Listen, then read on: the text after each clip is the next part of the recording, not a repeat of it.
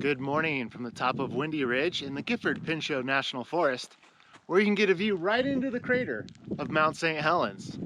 I'm Nate with the BMW blog, and today I'm doing a Pacific Northwest style of social distancing with the beastly vehicle, BMW X5 M Competition.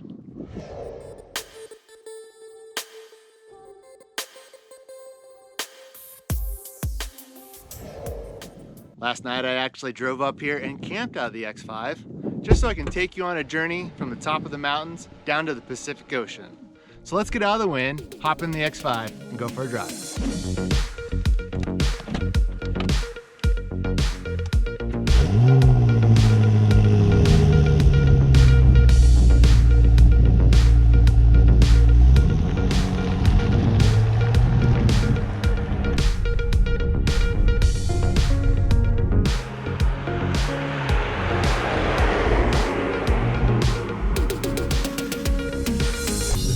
Along this ridge are amazing.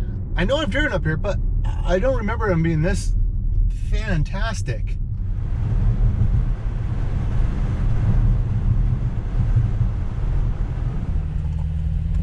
So it's not just beautiful roads, but it's also amazing views that you find on this National Forest road.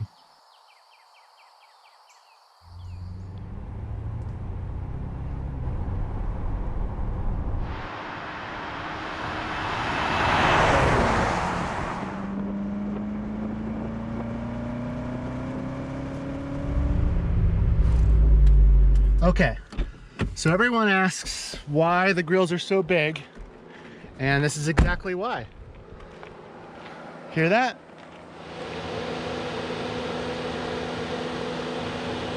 So why are the grills so big?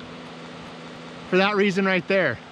600 horsepower, and who God knows how much it weighs. Needs all the air it can in that big V8 to cool it down as much as possible.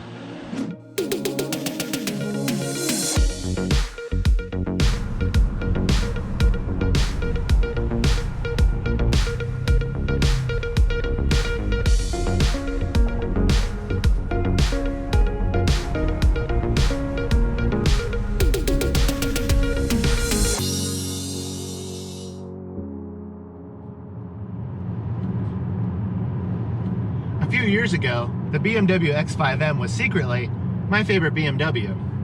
It was big, it was bold, it was a beast. It was defying physics fast. And then along came the M2, and obviously that went to the top of my list, followed by the X3M, which, though didn't knock the M2 off, definitely was a close second. It has to be probably the best daily driver that I have right now. Now the first thing you notice when getting in the BMW X5 M Competition, obviously because just the name tells you so, but is it's fast. Really, really fast. It may weigh a couple tons, but it doesn't feel that way. Does not at all. Doesn't matter what gear you're in, what revs you're at, you put your foot down, you're going to go. And then once you're up to speed, which really won't take very long at all, you'll notice the sheer amount of mechanical grip this car has. It's insane. It just grips and grips and grips. Now, that could partially be due to the massive Michelin Pilot Sport 4S's on this, which are extremely wide and very soft and sticky. Anytime I drive over any gravel, I can hear them picking it up and kicking it onto the car. And that definitely plays a big part. But in sport mode, this car doesn't lean. It stays flat. It rails around the corner and feels like you could go through it at any speed you want, which reminds me of the previous X5Ms, which just defied physics. Like I said, it just doesn't feel like a car that weighs this much should be able to corner that hard and that fast. It's just ridiculous. I've made my way down the mountain and I'm heading out towards the coast now. And I'll have to say, the BMW X5 M Competition's interior is making the journey quite nice. I have the back massagers running, the ventilated seats on, and I'm even using the driving assist package. With cruise control set and the steering assist turned on, it just makes the long, monotonous parts of the trip a lot easier. So you arrive at your destination just a little bit more refreshed. Coming from a guy who has 2 manual M3s, I kind of like it.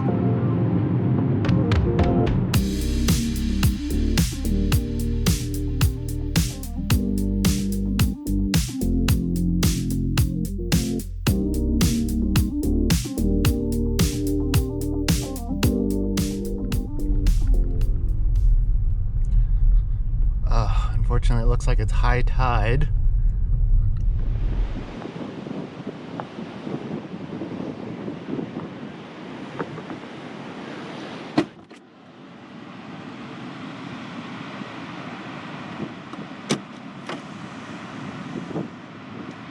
Today was an absolutely awesome day. I woke up to the sunrise over the top of the mountain, and now I'm here watching the sunset over the ocean. Couldn't ask for anything better. And same goes for this X5 M Competition. You just can't get anything better in the sport SUV market. It's big, it's bold, it's a beast of a vehicle, and will beat anything on the road. It's insane how good this vehicle is. But there are a few things that I don't like, and they're just small nitpicking type things. First off, iDrive 7. It's getting a little bit too bloated, a little too complicated for just driving a car. When I got it last week and got the seat all set up, I was messing with it, getting the height, the tilt, lumbar, everything adjusted just right. Every time I touched one of the buttons, I would get a notification and it would say, here's how to do that and here's what you're doing. By the time I got my seat adjusted, I had 13 notifications. That's just poor customer experience. There should be one, this is how to adjust your seat. It's just adjusting the seat. Come on, guys. And number 2, this is a BMW M Competition model X5. Why is there so many different buttons for M? I love the M1 and M2, don't get me wrong. Those buttons are fantastic. I love having presets for aggressive street and maybe track or quiet street. Who knows, the other one it kind of changes from here and there. I love those buttons, I think they're great. But why do I have an M mode button in the center console and an exhaust loud button and track mode buttons in the screen for setting up my heads up display? There's just too much M settings everywhere. Like I said, this is a X5 M Competition. I shouldn't have to adjust things from efficient into sport and sport plus and race. It should just be sporty. This is the sportiest, most aggressive X5 there is. If I didn't want that, I would have just bought the regular X5 M or the X5 5.0. But no, this is the X5 M Competition. I wanted sporty. But like I said, you can set those into the M1 buttons and go. I just think there's too much. It's too busy, too confusing. Simplify it and add lightness. The third thing about this car, speaking of lightness, is due to its size, its weight, and its massive engine, its fuel economy is pretty poor. I think I got about 11 or 12. Granted, I was, driving aggressively on some nice mountain roads at altitude, and not too much on the freeway at all. But even if you did, I think combines like 16 miles to the gallon. So be prepared to be at the pump a lot. That's the only thing is, for number 3 is I can't afford it. I really wish I could, because this car would be in my garage in a heartbeat.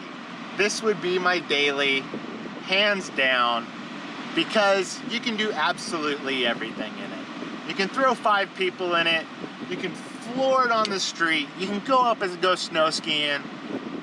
You can come into the sand and go to the beach. Got the flip down tailgate to sit on.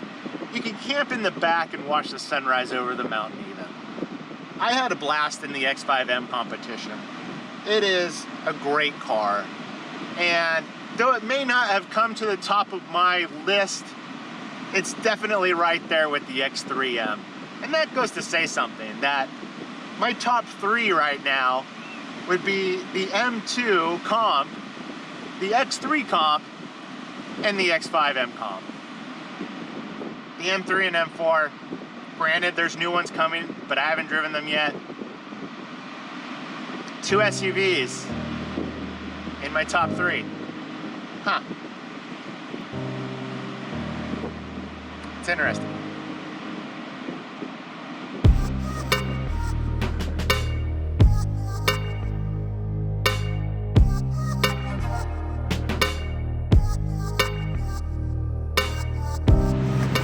Glad this turned out as good as it did. I wish I could drive on the beach, but the tide isn't really going out that much, so we'll have to save it to next time. So, like, subscribe, hit that little bell if you want, and let me know in the comments what you wanted me to do next